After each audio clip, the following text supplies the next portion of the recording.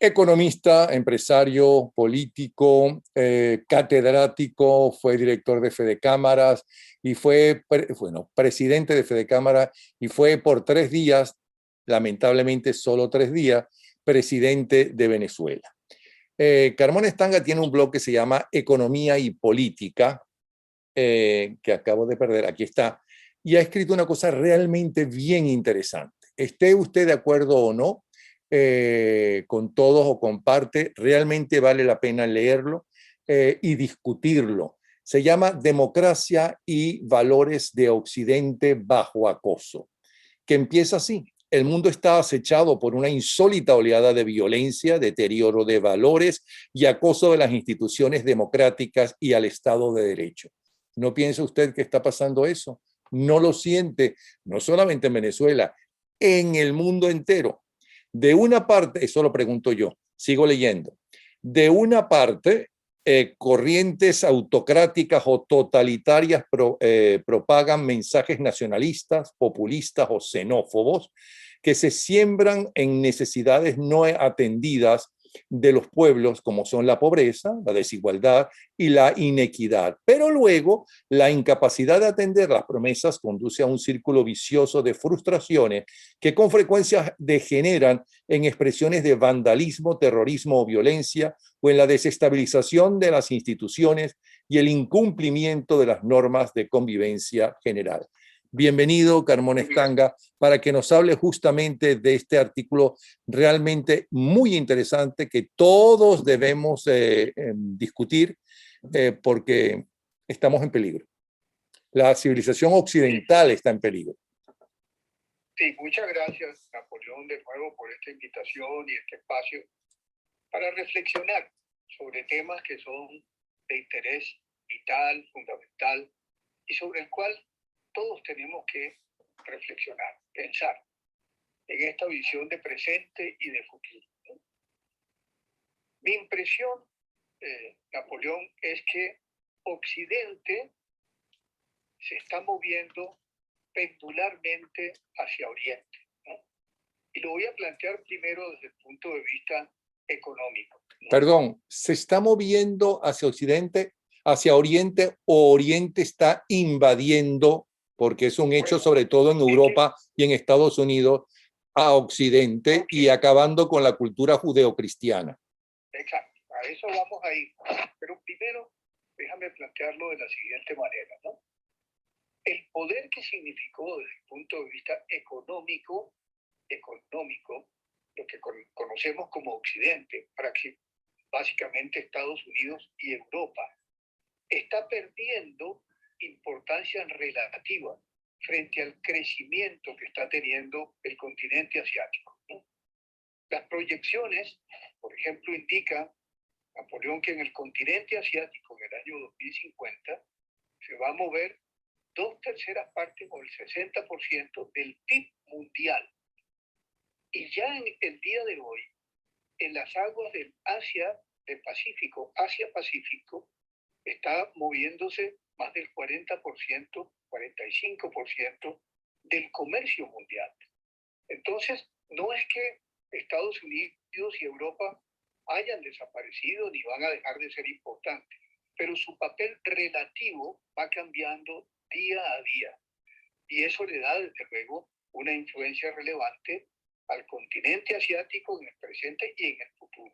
¿No se dijo ahora en la última reunión de Davos que para el 2050 ya Estados Unidos no va a ser la primera potencia mundial? Claro, que por cierto, mucha gente dice que ya es primera potencia mundial China. Sí, 2030 es la fecha que yo tengo, que es mañana, ¿no? ¿Por qué? Porque, por ejemplo, países como China e India están creciendo en promedio al 6%. Este año va a ser mucho más porque es un rebote económico, mientras que en general, en promedio, Estados Unidos y Europa, los principales representantes pues, de Occidente, están creciendo a tasas mucho más bajas, ¿no? Entonces, bajo esas premisas, entonces es muy factible que inclusive la India, manteniendo, como dicen los economistas, ceteris paribus, una tasa de crecimiento del 6 o del 7, la India, y Estados Unidos 2 o 3, también en el 2050 podría alcanzar la dimensión de la economía. No digo, por supuesto, el ingreso per cápita, ni mucho menos. Entonces, ya ahí vemos, Napoleón, un primer elemento de peso económico. En el 2030 China, la primera potencia, quizá en el 2050 ya India, pues con unos niveles de Producto Interno Bruto similares a los de las grandes potencias, ¿no? Entonces, peso económico. En segundo lugar, ocurre que los países de Asia y Oceanía acaban de agruparse en un nuevo tratado de libre comercio, ¿no? Que es el más grande del mundo. Son los 10 países del sudeste asiático, agrupados en lo que se llama la ASEAN, Asociación de Países del Sudeste Asiático, 10, que incluyen Singapur, Malasia, Vietnam, etcétera, Filipinas, Indonesia, más Corea del Sur, Japón, China, Australia y Nueva Zelanda.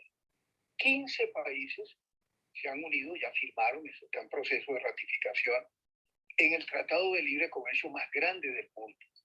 Eso también va a potenciar la fuerza que ya tiene el Asia-Pacífico, ¿no?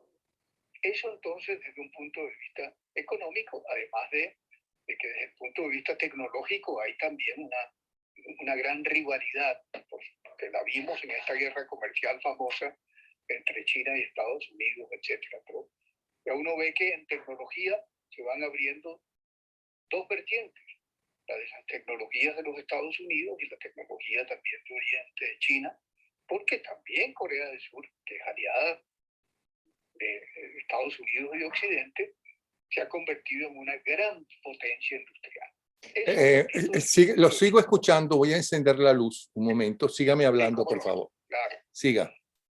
Si analizamos entonces los temas desde la óptica geopolítica, indudablemente que estamos en presencia ya en este momento de un juego geopolítico y geoestratégico de gran importancia. Por una parte, pues el papel de China, porque mientras Estados Unidos se replegó durante la administración Trump con su lema del America First, China, por supuesto, aprovechó espacios que le dejó gratuitamente Estados Unidos y los está aprovechando intensamente, no solo con grandes inversiones en países en desarrollo, como es el caso, por ejemplo, de África, de América Latina, sino también en esa iniciativa audaz que ha sido la de la construcción de la nueva ruta de la seda.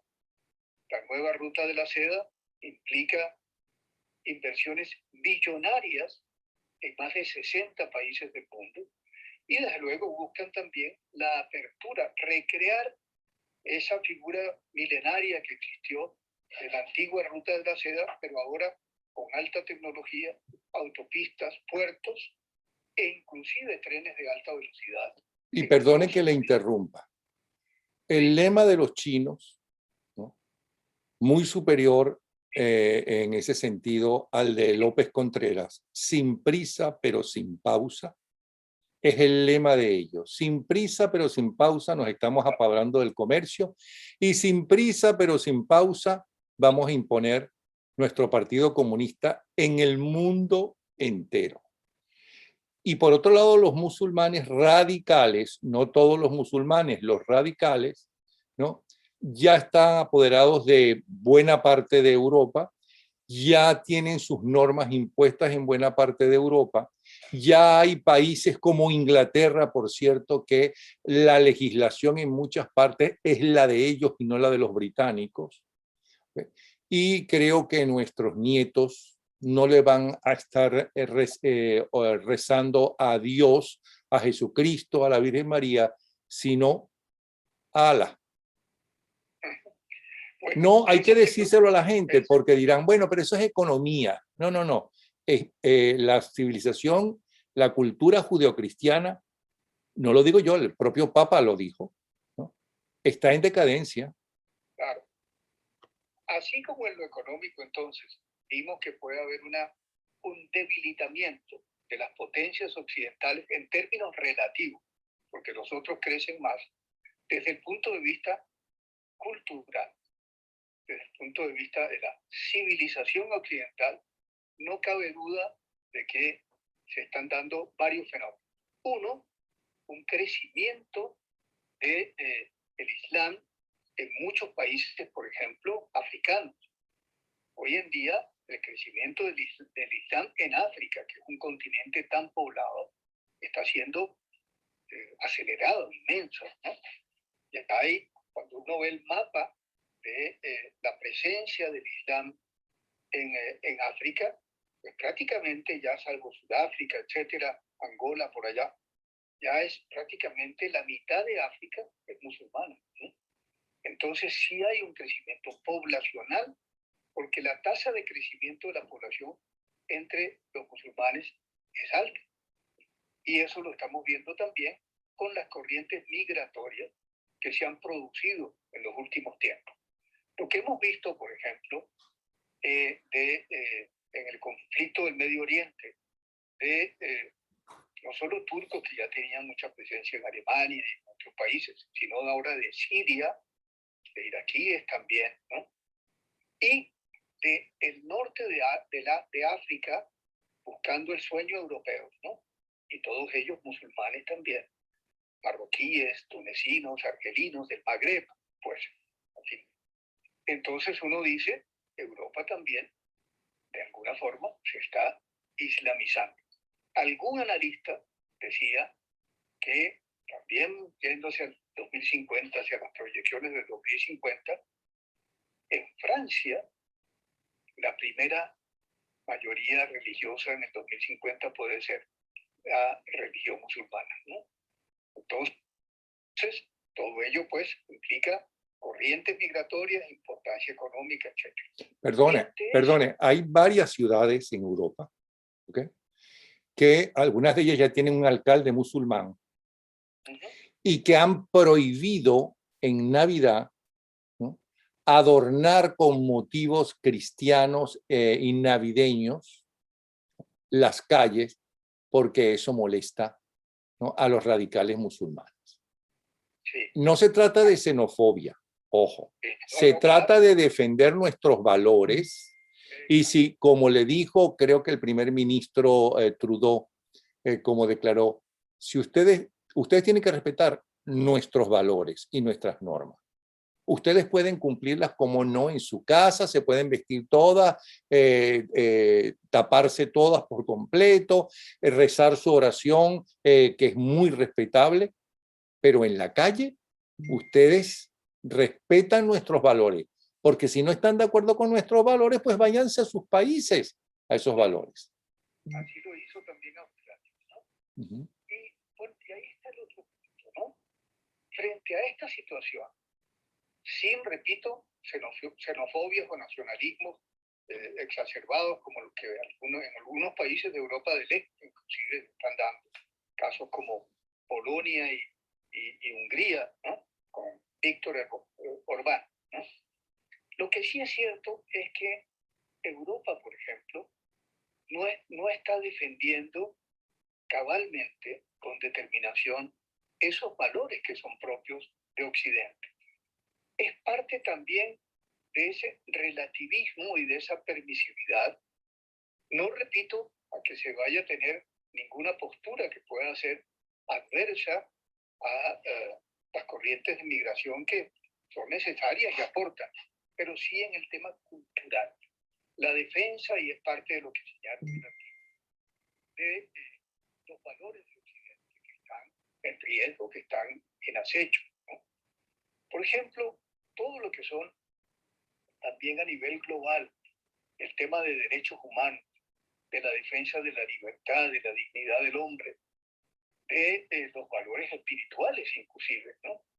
Pues tienen que ahora acometerse con mucho más profundidad, reflexión y seriedad.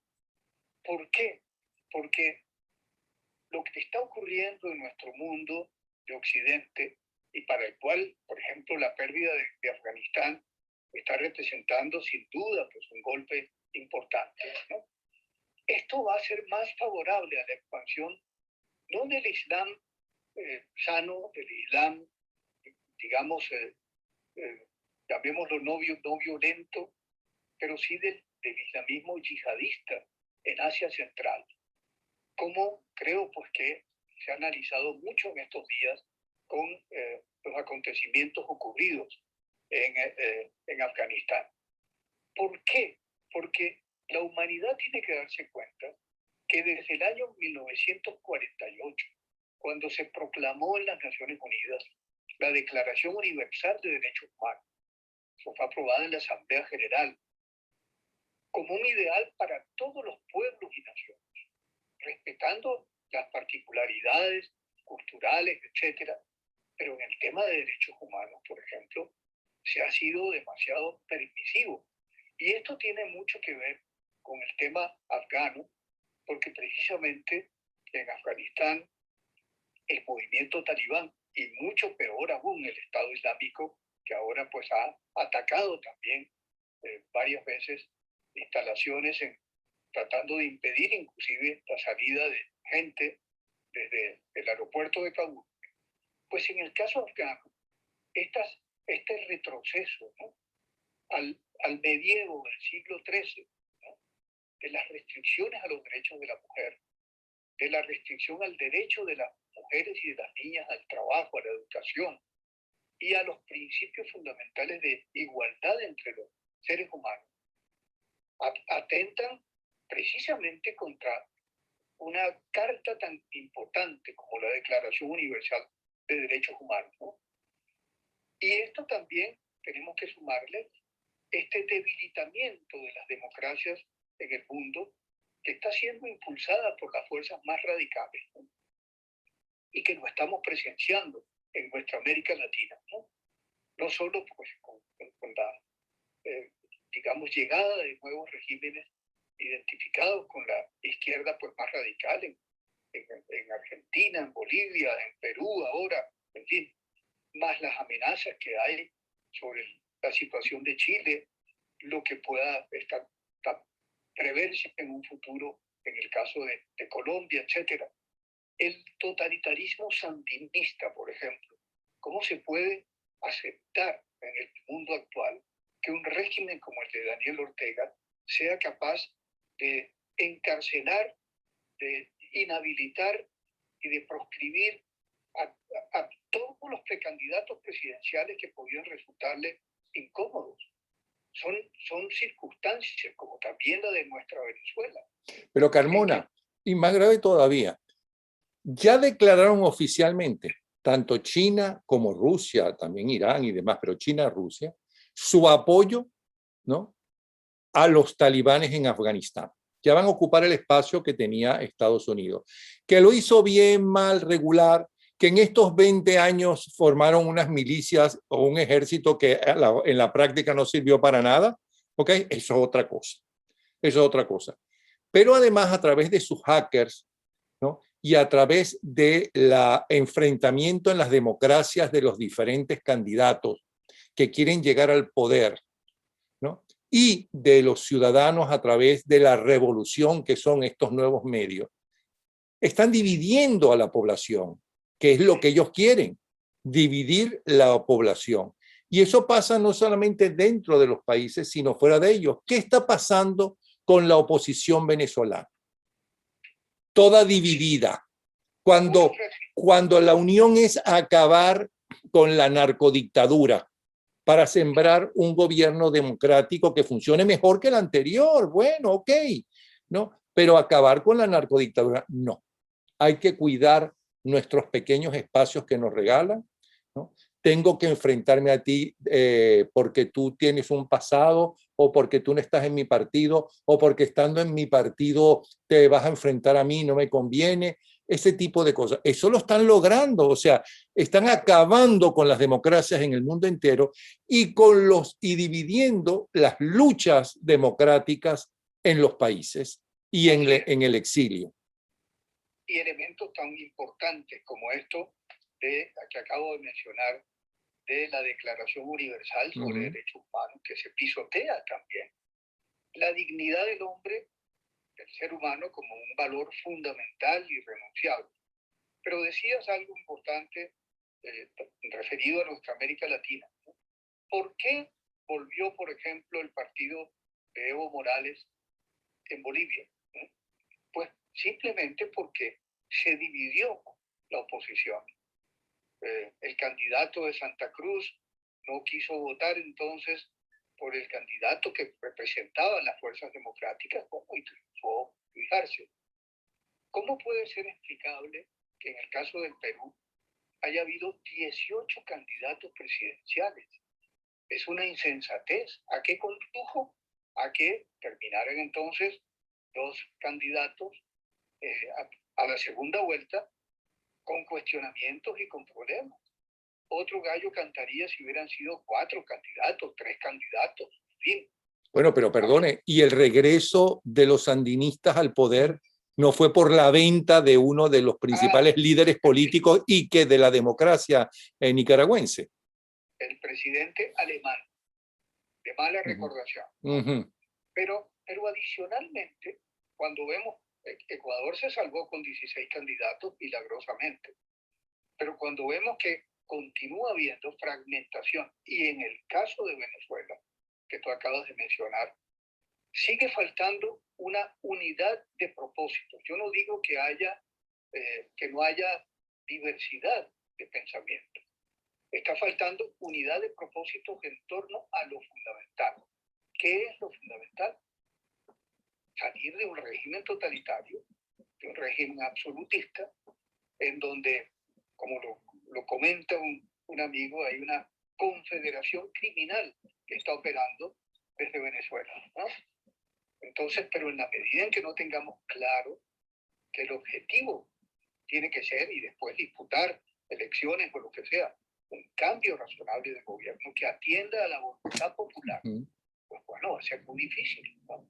Y ahí vemos también de nuevo una dispersión de criterios y de esfuerzos que hace mucho más difícil que se produzca el anhelado cambio con el cual está de acuerdo más del 80% de la población venezolana. Pero Carmona, si dentro del G4 que supuestamente, ¿no?, es la fuerza interna que tiene el presidente interino, no lo quieren, no quisieron juramentarlo en la Asamblea o en el Congreso, como se llama eso ahora, ¿ok? Y están debilitándole, ¿cómo se llama?, el piso constantemente. ¿Qué se puede esperar de ellos?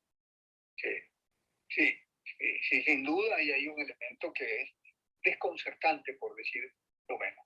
Frente al tema, por ejemplo, del diálogo en México, uno diría, a pesar de todo el escepticismo natural que genera todos los antecedentes de la falta de un talante y voluntad sincera de diálogo, sin embargo uno dice, ojalá y pudiera darse el milagro de que saliera como blanco algún camino, ¿no?, hacia elecciones limpias y justas y con garantías en Venezuela. Pero Carmona, ese diálogo en México no le hiede al diálogo en Cuba de Santos y compañía, que termina en la FARC buena, el policía bueno y el policía malo, porque para mí eso es un cuento de ellos, y de un grupo de colombianos que tienen el privilegio de estar en el Congreso sin haber sido votado por el pueblo. Son los únicos colombianos que pueden llegar al Congreso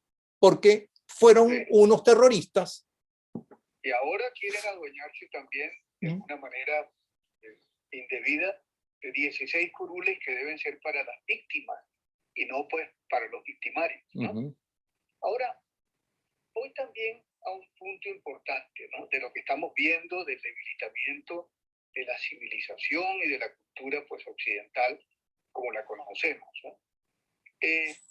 Desde la óptica de estos movimientos llamados progresistas, que no siempre pues responden a esa denominación, sino que tienen propósitos estratégicos o políticos, ¿no?, se ha venido desarrollando una estrategia sistemática para debilitar algunos de esos valores que identifica la cultura occidental.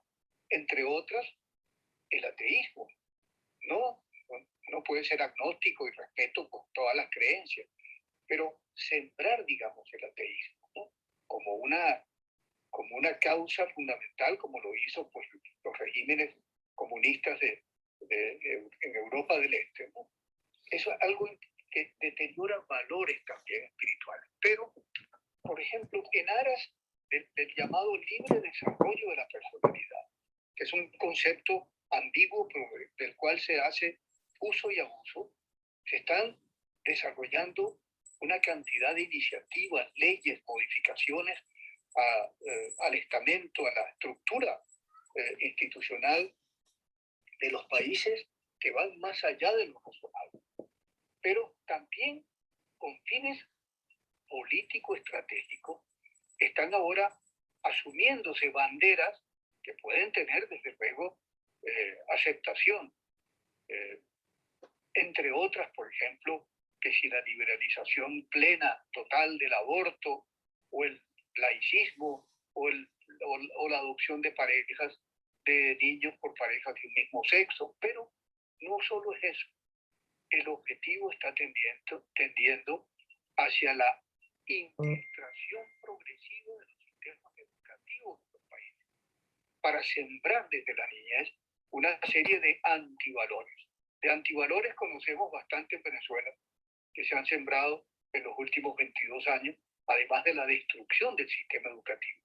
Pero sin ir más lejos, les podría decir, por ejemplo, que el Sindicato de Educadores de Colombia, FECODE, que ha sido tan activo en estos paros y huelgas y vandalismo que ocurrió en las semanas atrás, FECODE es el sindicato que maneja toda la educación pública en Colombia y tiene unos objetivos que no son precisamente de contribuir a la calidad de la educación, ni mucho menos, sino utilizar políticamente el sistema educativo con objetivos estratégicos.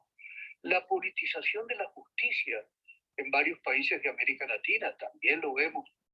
No se diga en el caso de Venezuela, porque en el caso de Venezuela es absolutismo, ¿no? El juez que se atreviera a levantar, digamos, o pronunciar una palabra que no sea de conveniencia hacia el gobierno, pues está decapitado o preso, como la famosa juez Afiuni. Pero las estructuras judiciales están siendo también penetradas. Las ONGs y muchos organismos internacionales están siendo también penetrados con un propósito de ir reemplazando una serie de valores y principios, ¿no? que tienen, como bien lo dijiste al principio, viejas raíces greco-romanas y judeo-cristianas. Entre ellas, por ejemplo, la defensa inequívoca de la libertad, de la dignidad del ser humano, de su destino trascendente, que tiene que ver mucho con esos valores culturales, ¿no? Y allí, pues, que cabe también la mención que también hago en el libro a esta obra, pues, escrita recientemente por un venezolano, Alejandro Peña Esclusa, que me llamó la atención en términos de la denominación que le dio al libro, de la guerra cultural del Foro de Sao Paulo. Y en ese libro, la verdad es que toca algunos temas que son particularmente sensibles. Por ejemplo, como parte de estas estrategias, una revolución sexual, digamos, absolutamente, digamos, sin límites, la teología de la liberación y el ateísmo, por otro lado, un indigenismo mal enfocado, no en defensa de los principios y de los derechos hasta constitucionales de los indígenas, sino a la ruptura de nuestros nexos iberoamericanos. Todo lo que pueda significar nuestros vínculos con la madre patria, con España, hay que romperlo. Y entre otras, por supuesto, están los símbolos de derribamiento de estatuas, etc. Pero la hostilidad que tiende a alejarnos de unos nexos que son indiscutibles. Yo siempre sostengo, Napoleón, que independientemente de las fallas y abusos que pueda haber habido durante la conquista entre nuestro viejo mundo y las culturas indígenas que existieran y el viejo mundo y por supuesto España y lo que fue la península ibérica, se forjó y se creó un nuevo mundo en nuestra América Latina, del cual tampoco podemos denigrar y romper. Los abusos pueden haber ocurrido y Bueno, en fin. pero es que además es absurdo. Es como si los españoles entonces, ¿no?, odiaran y acabaran primero con los romanos que los invadieron y luego con los árabes que estuvieron 800 años en España, donde, por cierto, hay que destacar la belleza de su arquitectura, de los árabes, el avance cultural extraordinario que tuvieron en cuanto a los números, en cuanto al álgebra, cómo enriquecieron el idioma, porque esa es la parte hermosa, ¿no?, que por cierto estos radicales, ¿no?, la destruyen y para nada le dan valor. Claro, y fíjate lo importante, uno podría decir también que nuestra madre patria España fue también un crisol de cultura. Ahí nació un nuevo mundo, visigodos, árabes, en fin, todos los celtas, todos ellos tuvieron una influencia determinante en Hispania, porque ya fue parte del Imperio Romano y que dio varios emperadores romanos, entre ellos Adriano, ¿no? Entonces, pero ese afán de romper nuestros nexos con Iberoamérica, con España, con la península ibérica, pues tienen parte de ese objetivo. Luego, este relativismo de que hablamos, la permisividad, todo es válido, etc. Bueno, pero usted me perdona, se llegan a cosas tan ridículas como la siguiente. Yo tengo una prima que es abuela, ya es abuela. Y como era la más pequeña de sus hermanas, en pequeña le llamaban la bebé. Ahí está la bebé. Y ahora la abuela la siguen llamando bebé, ¿no? Bebé. Pero es que yo tengo una amiga, y por cierto salió un chiste con eso, a que la familia y los amigos la llamamos bombón, porque realmente era un bomboncito. Según este lenguaje inclusivo, ¿cómo hay que llamarlo ahora? En lugar de bombón, bombona. Sí. Es que se llega a extremo. No estoy criticando que se mejore el lenguaje, ¿no? No estoy diciendo que no se estudie la cultura musulmana, que es una belleza, una maravilla en muchas cosas, pero los extremismos. No estoy criticando que todos pensemos exactamente igual, no. En una democracia podemos tener diversidad de pensamientos, pero ojo, cuando estamos en el caso venezolano, nuestro principal objetivo es acabar con esa dictadura y reunir a nuestras familias, ¿no? Y volver a rehacer el país. Totalmente, ¿ah? Y fíjate cómo se han asumido no solo antivalores que se han sembrado desde el día que llegó Chávez al poder. En aquella intervención donde estaba la doctora Cecilia Sosa y dijo Chávez, robar por necesidad no es delito. Ahí dio luz verde también a, digamos, a malas interpretaciones y por supuesto abrió un camino, ¿no?, para el desastre en que está convertido el país. Pero todos estos antivalores, todo este uso y abuso de banderas que pueden tener hoy audiencia en el país, están llevando, y esto es algo que también analiza el libro que comentaba, a que se estén asumiendo los métodos, las orientaciones de estos famosos propagandistas del pasado, como fue el caso de Musenberg en la era de Stalin, Gramsci en Italia, Goebbels, por supuesto, en la Alemania nazi. Y por supuesto, hay que en la actualidad agregar a George Soros, que con toda su organización y de las ONGs que propicia, en fin, tiene también una actividad profunda, sistemática, porque todo esto es lo que verdaderamente conforma una verdadera estrategia de moldear la vida de los pueblos, con objetivos que tienen un componente político y social y cultural de gran impacto. Entonces, mi preocupación está pasando, Napoleón apunta que si esa guerra cultural, si esa ingeniería cultural, la propagación del fundamentalismo islámico, porque todos respetamos la libertad de cultos y el derecho, por supuesto, del mundo musulmán no violento. Todos no, ojo. Los occidentales, en su enorme mayoría, respetamos la libertad de culto. Claro. Los occidentales. Sí. Pero vaya a hacer eso a muchos países con estas dictaduras, ¿no?, de los radicales musulmanes, para ver qué le pasa.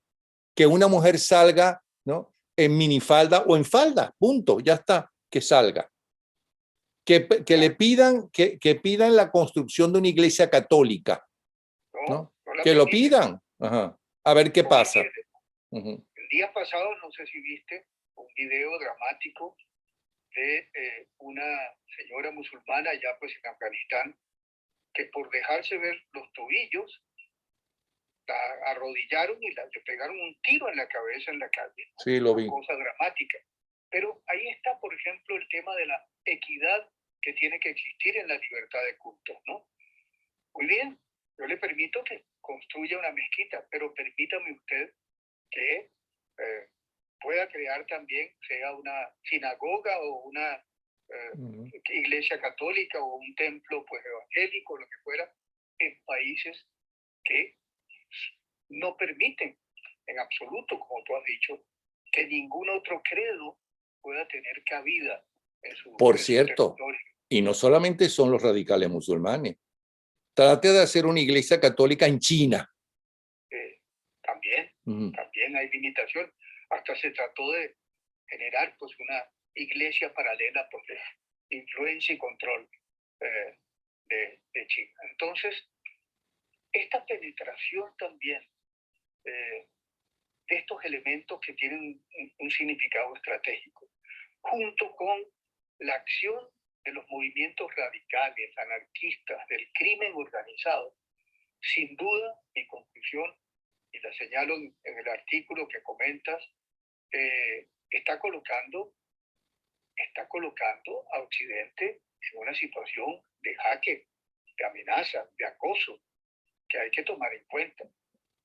Y todo ello junto a lo que ya al principio discutimos, Napoleón, del profundo y creciente papel que está teniendo en general el continente asiático del mundo.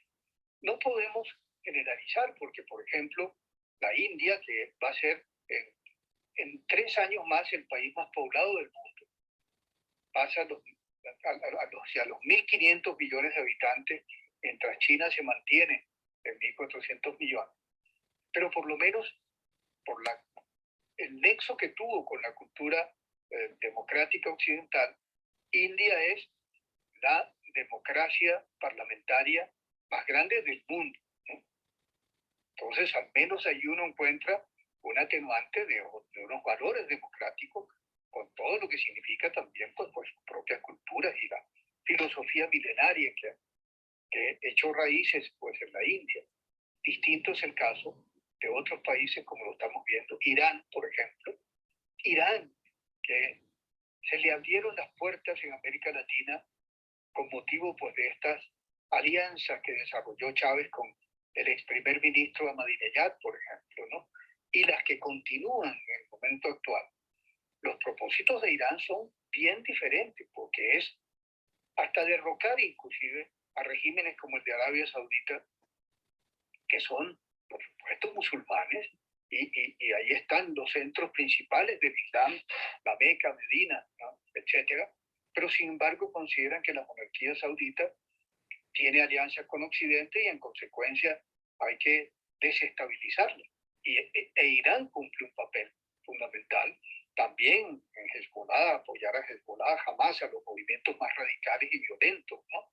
Yo diría inclusive terroristas en el mundo.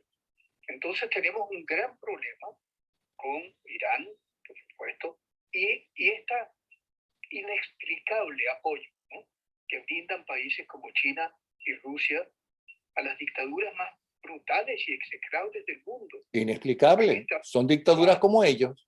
Son dictaduras como la China y como la rusa. Claro.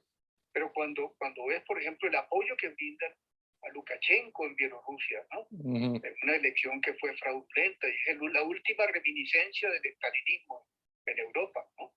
A Siria, con Bashar al-Assad y este terrible genocidio que ha ocurrido en ese país, cuando apoyan también abiertamente el caso, el tema de Venezuela, de Cuba, de Nicaragua, ¿no?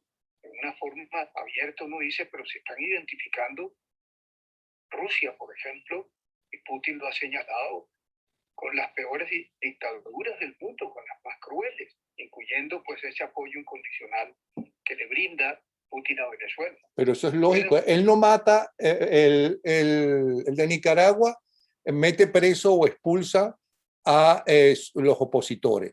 Y Putin los mata, ya sea dentro como fuera, como fuera. Por ejemplo, hasta en Inglaterra los mata. Claro. Va y los mata. Sí, aquel periodista famoso, ¿te acuerdas? ¿Sí? Que envenenaron, o Navalny, que se salvó. No. Ahora, y antes de finalizar, yo lo que veo es que nuestros dirigentes no han aprendido nada, porque tuvimos 3 días, hubo un vacío de poder, como lo dijo la Corte Suprema de Justicia o el Tribunal Supremo de Justicia de ese momento, ¿no? Cuando Chávez, ¿no?, violó descaradamente la Constitución en muchas ocasiones, pero en especial en aquella manifestación, ¿no? Chico, y duró 3 días. Ese gobierno duró 3 días por el ansia de poder, porque no se pusieron de acuerdo los militares y los dirigentes políticos, y están exactamente en lo mismo ahora. O sea, y usted dice y le voy a decir una cosa aunque le duela. Hay gente que supuestamente son de oposición y supuestamente son democráticos, que considera que Chávez era mejor que Pedro Carmona Tanga, a quien no conocieron.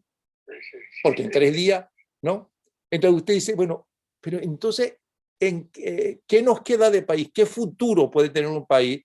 A menos que cambien esos dirigentes. No quiero decir que son todos, ojo, pero ya están. Entonces uno dice, ¿qué es lo que está pasando? ¿Por qué no aprenden? ¿Por qué lo único que están pensando muchos de ellos es en su cuota de poder? Sí, es una enorme, digamos, distorsión de valores también, ¿no? En cuanto a qué es lo que está primero, que es la libertad, que es la democracia, que es nuestra patria.